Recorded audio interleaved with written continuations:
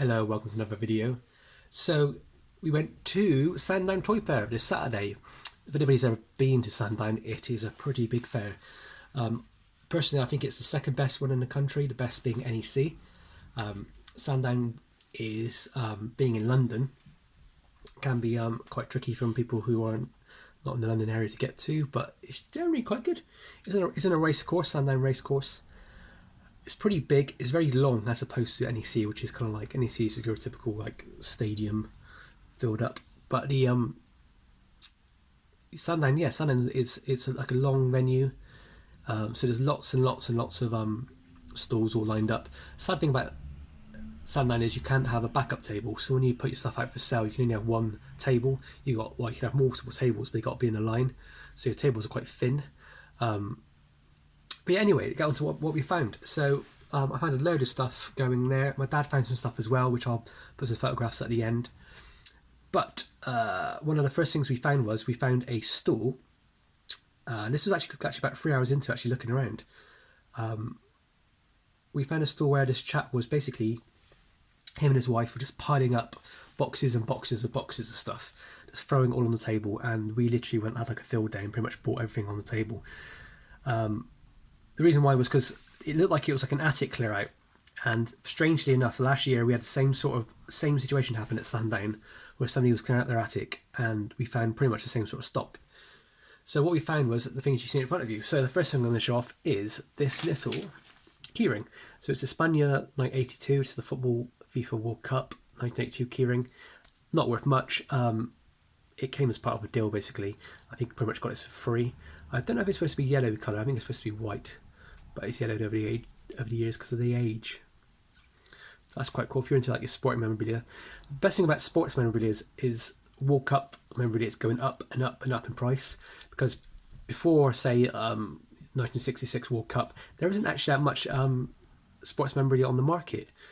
It's quite hard to find tickets and programs and stuff, but after that it gets a bit more easier, and things from the 70s and 80s are now going up in price because people want to try and build a nice collection, and this is quite cool. But yeah, that was pretty much free. And then I spotted this. I knew what it was straight away. This is the Thunderbird's water pistol gun. I've had one myself before. I think I sold it a couple of months back, and my dad had one as well.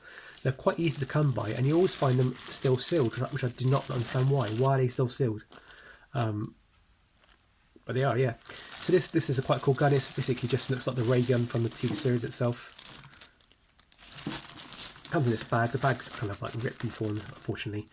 But yeah, it has this really cool Thunderbirds 21 toy on it. 100 shot water pistol. I don't think it's 100 shots. 100 shots would be a massive barrel, wouldn't it? But yeah, it has John Thunderbirds 5 pilot on there. Pretty cool to find one of these. So I think I paid £5 for this. They sell quite easily around about the £40 mark.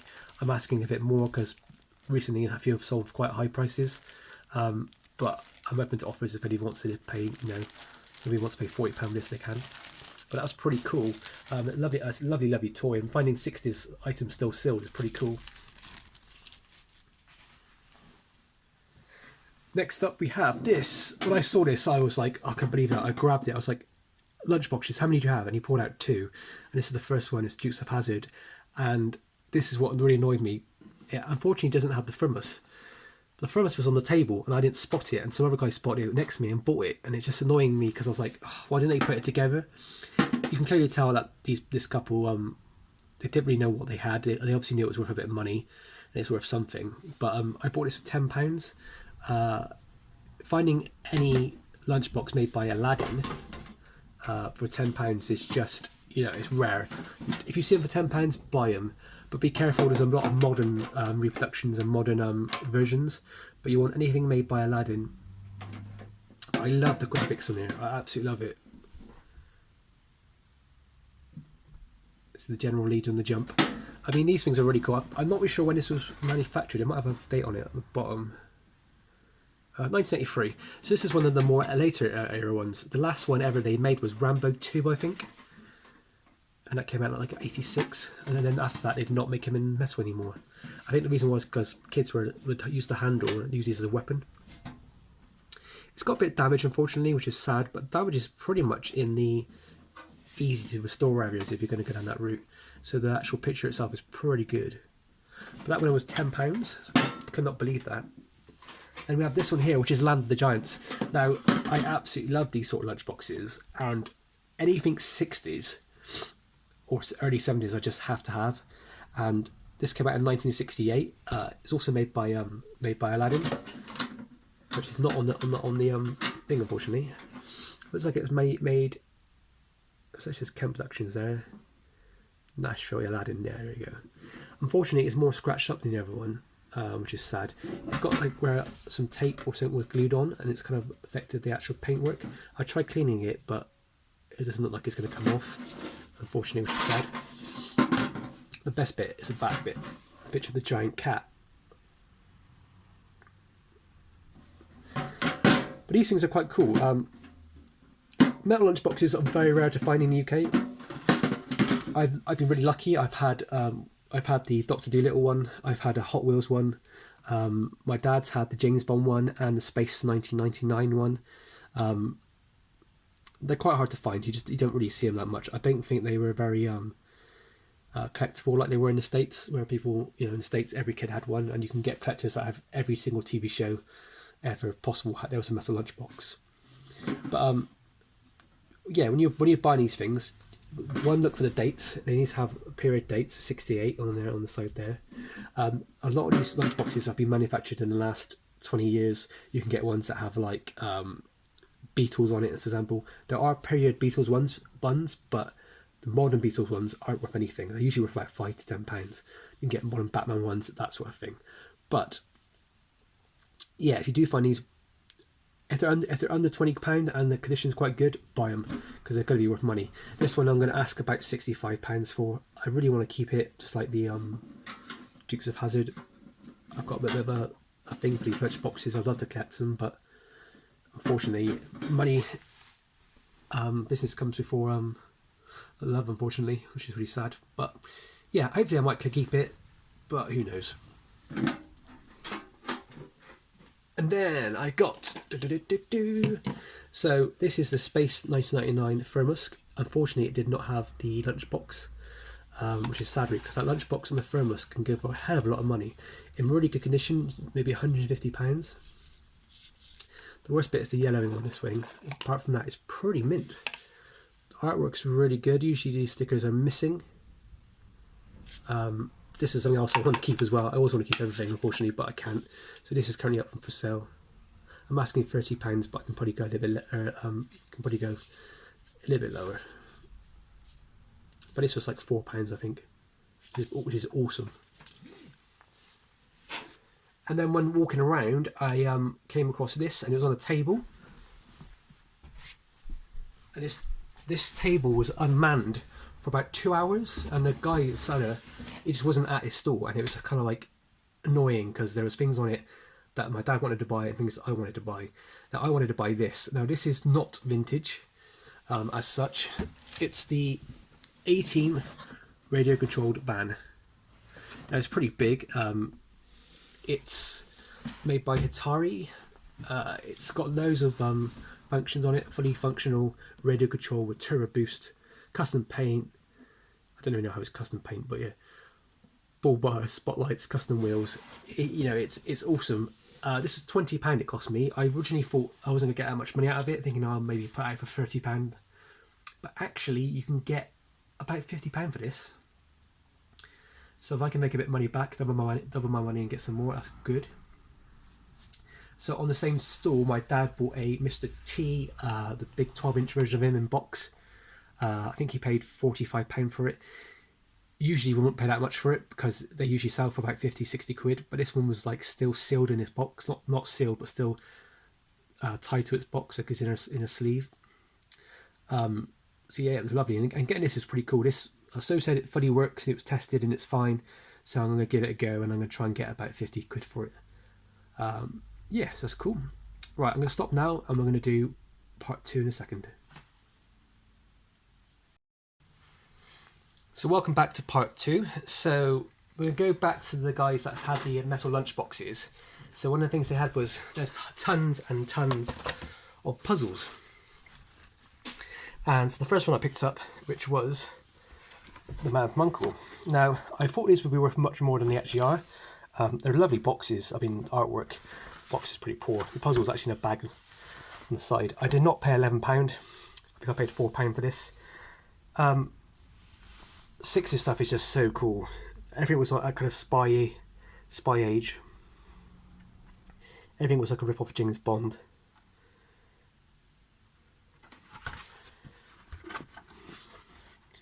I mean, he just... Napoleon Dynamite, whatever his name is, Napoleon... I was thinking Napoleon Dynamite, that's not his name, Napoleon something. He looks just like James Bond in that picture, doesn't he? Sean Connery. And like Thunderball. He was just a rip-off, isn't it? But, yeah, that was like, I think it was £5. That's going to look really good with the puzzle when it's made up. I'm pretty sure it's complete. The bag says it's complete. I should be getting about £25 for that. Next up, this is complete. I've actually built this myself. One of the joys of selling puzzles is you've got to make them up yourself to prove that they're actually there. This is from UFO, made by Jerry Anderson. There's not much Jerry Anderson UFO stuff out on the market, as there is, for example, say Thunderbirds or Captain Scarlet. So whenever you get period pieces, pick them up because they're going to be worth something. I paid £5 for this one, and I think it's worth about £40. I'm asking £35 at the moment, but it is complete. And then I got another one. Strangely, that puzzle just then I actually have had before. So normally they stick these stickers on, and the stickers are really tight on there, so I need to get a bit of steam on them to try and get them apart. But I need to check this one tonight. But the box is really nice. 1970 copper art on it. Bit of wear there, but it's only the price label. But I should be able to get about £35 for that. It's an easy 25. And then, so then I whilst walking around, I found a chap who was selling. He had a bit of mix of everything really, a bit of die-cast, but he also had Evel Knievel. He had the stunt bike. Stunt bike's been going for a hell of a lot of money recently. Previously, you used to get really nice ones for about £60, but now they're like 180, 190. It's ridiculous how much they're going for. But the one my dad found was not the best of quality, but we paid £40 for it. The one thing you need to look out when you're buying Evel Knievel stuff is the helmets. The helmets can go for a lot of money. They go for £25 on their own anyway. But what I did find was under a store, and he gave me this for pretty much a bargain. Well, I think it's a bargain. It's a job lot of Action Man stuff. Now, I paid £60 for everything you're about to see. So, I haven't really actually gone through this yet. I've kept it for the camera. So, hopefully, there should be some good stuff in it. I hope. So, we have a broken rifle here.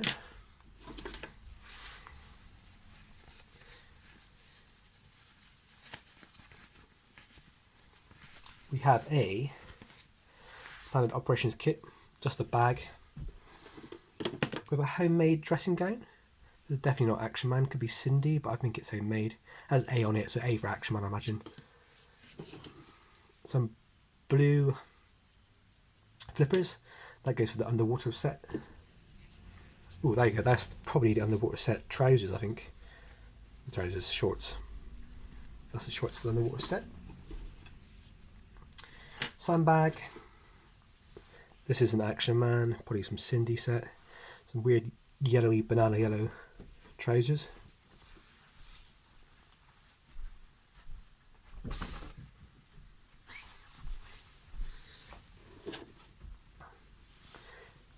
beige looking jacket.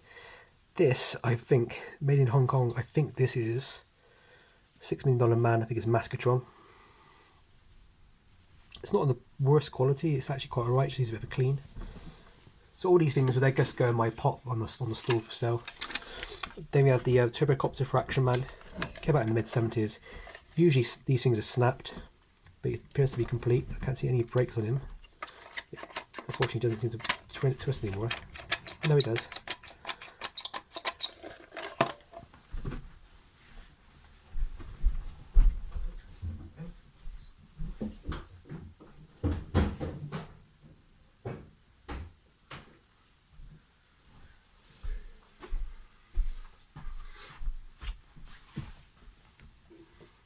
Then we have some trousers. I believe this is the Royal Navy trousers.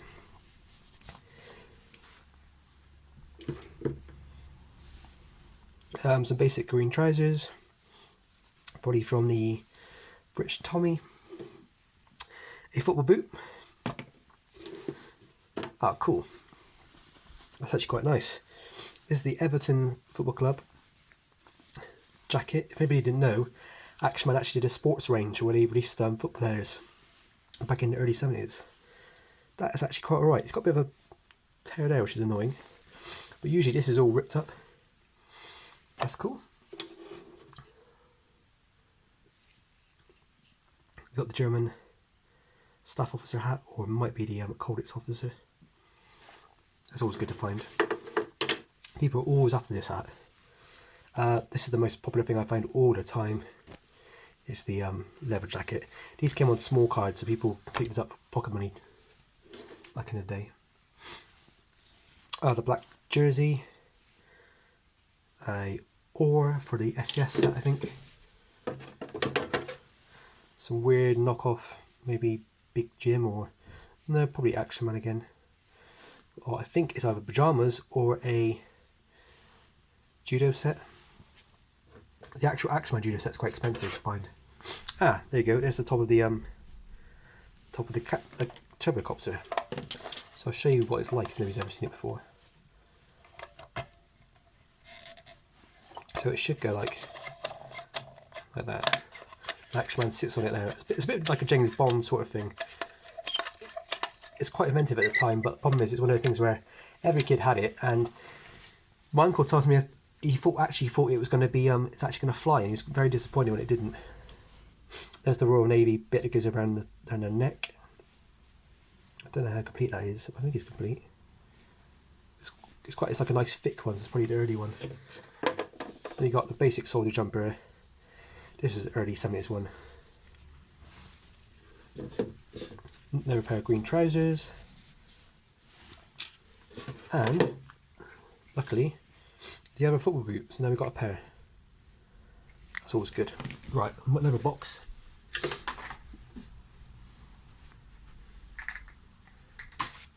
So the other box has got helicopter part. You know, it's not mega money, but it's one of those things where, you know, it's a fiver, somebody wants it, sort of thing. Then we got the Action Man himself. So we've got this chap here. His hair is actually pretty alright. It's missing his sideburns are a bit worn away, and he's got a bit of a slightly hairline's kind of going back. But generally, he's quite alright. He just needs a clean.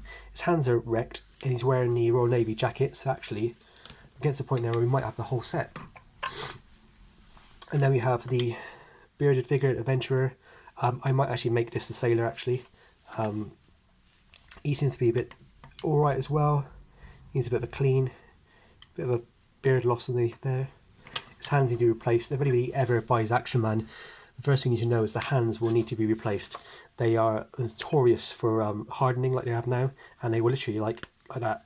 The finger will just break straight off. They're absolutely worthless, something like that.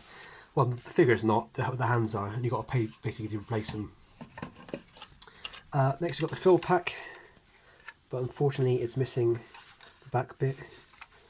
Might be in there. So what happens is in here there should be, I wonder if I can find it, I can open it up. There should be like a little record. Yeah, there they are. So that's like a little mini final. And the little pins in there, the scratches along the pays some Action Man commands. Here's the Tommy jacket, which goes with the trousers. It's all faded, it's not nothing special. I mean, in fairness, the job I paid £60 for this. So it was a bit of a gamble, really. Should I get my money back on it? Because I sell parts, I will always make my money back because, you know, these two diver flippers, for example, I'll give them a clean and I'll ask £2 on them. Well, there's more than 60 items here already, so I'm going to be making my money back anyway. And then we have the white shirt for the Royal Navy.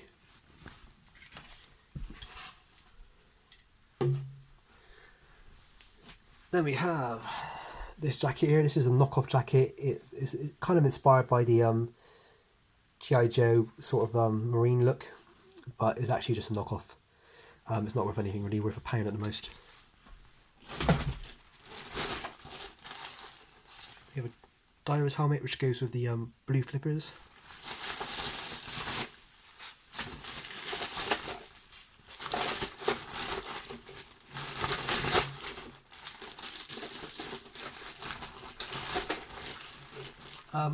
So in terms of making my money back, when it comes to Action Man stuff, you need to know a few things which are good sellers, things which sell really quick, which are really in demand, so you can just put out there and sell it.